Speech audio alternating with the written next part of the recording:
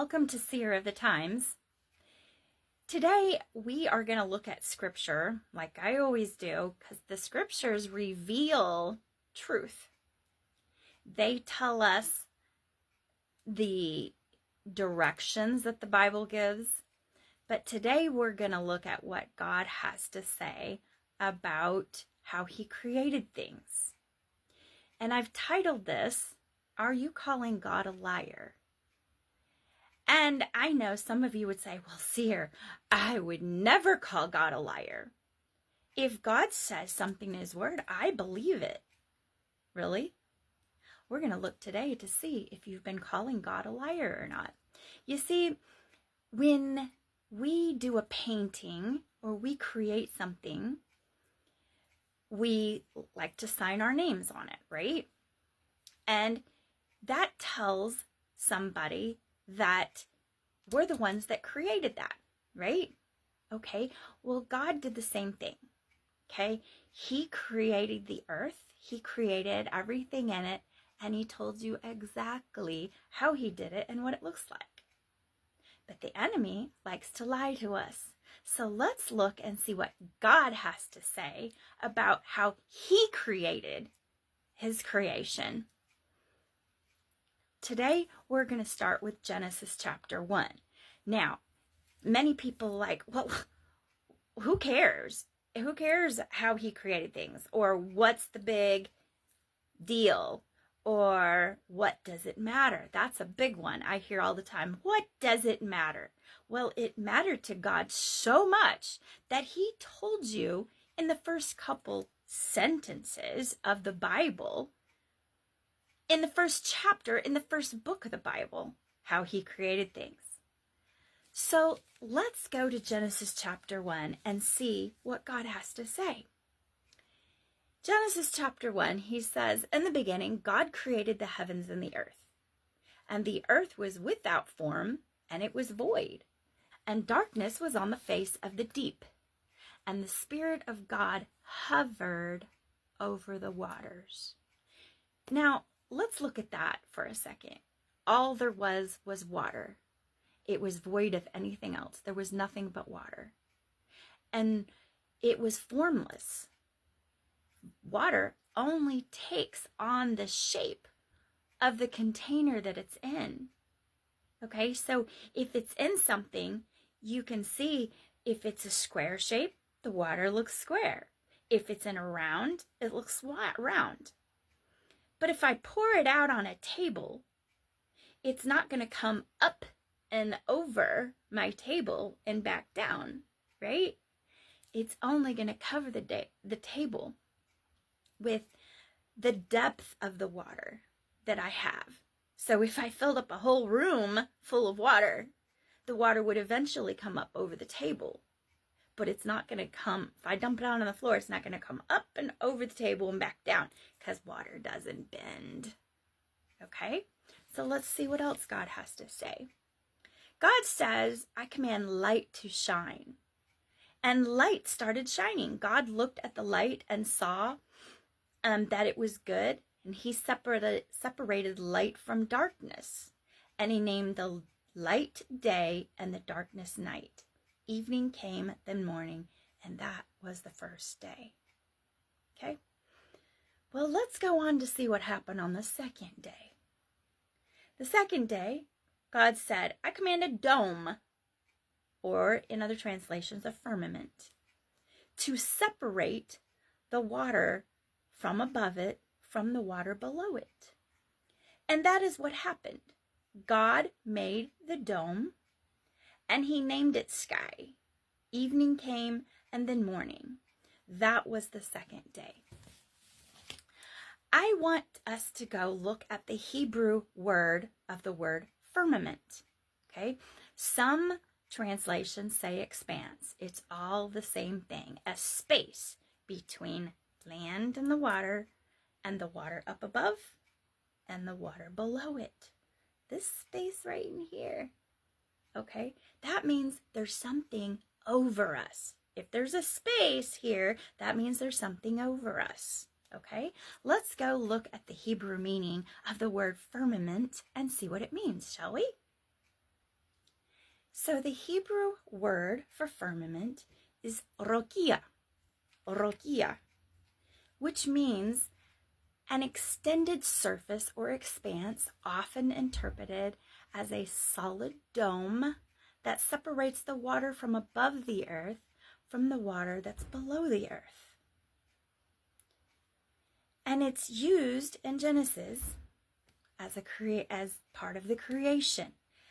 Let's go to Blue Letter Bible and see what it has to say. The Hebrew number is H7549 for the word firmament.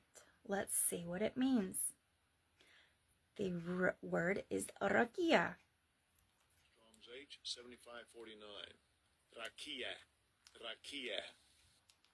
Rakia. Okay. The extended surface, solid, expanse, firmament. Expanse with a flat as a base support. Firmament of vault of heaven supporting waters above. Considered by Hebrews as a solid and supporting water above. The vault of heaven. Okay? So now let's go on and see what else God has to say about how he created things.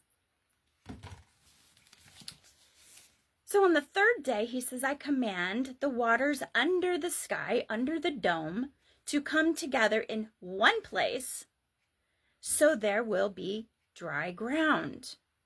Okay? And that's what happened. God named the dry ground land or earth.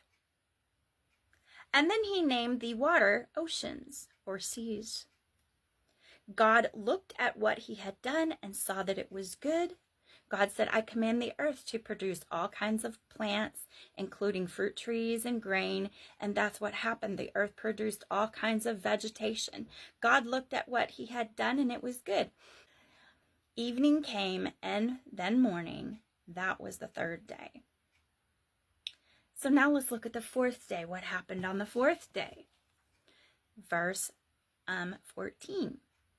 God said, I command lights to appear in the dome or the sky, and to separate day from night, and to show the time for seasons, special days, and years.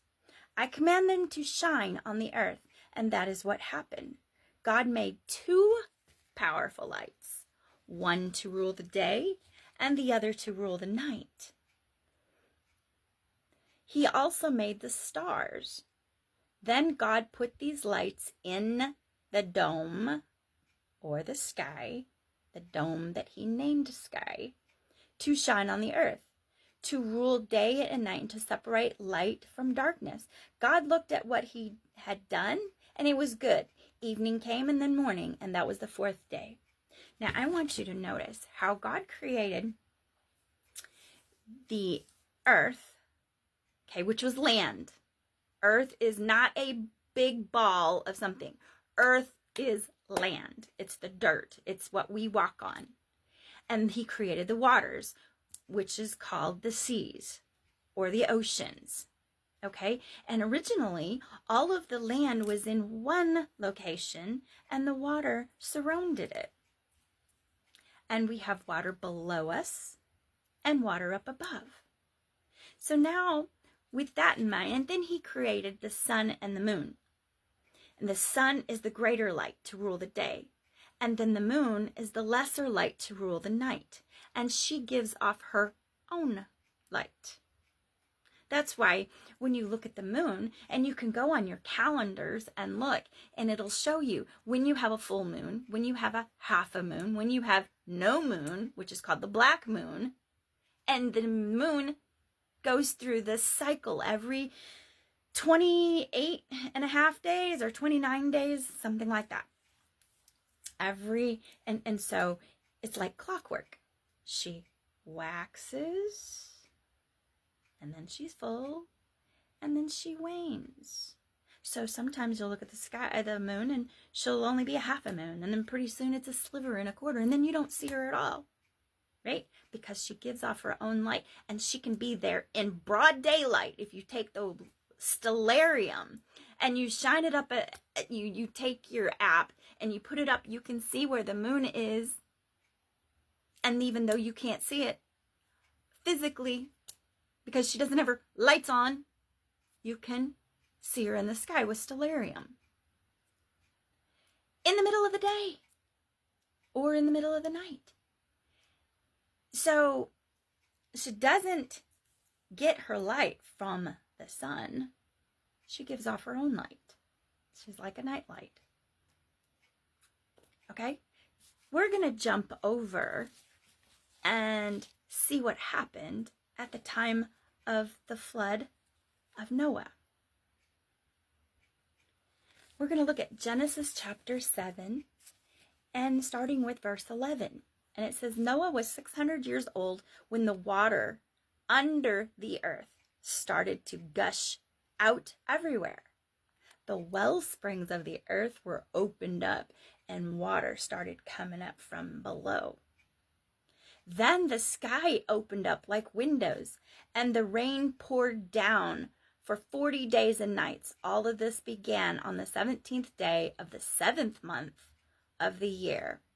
Well, it just so happens that the 7th month is really September, or its Hebrew name, the Hebrew month, the 7th month is Tishri. So the 17th day, which a lot of times falls around the Jewish New Year, what we call the Jewish New Year of Rosh Hashanah. So that would have been the 7th month. Okay?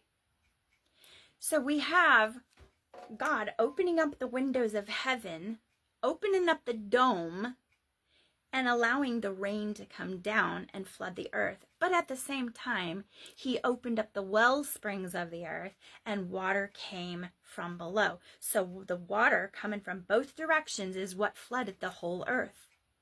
Now, you cannot have this happening on a spinning ball flying through an infinite space.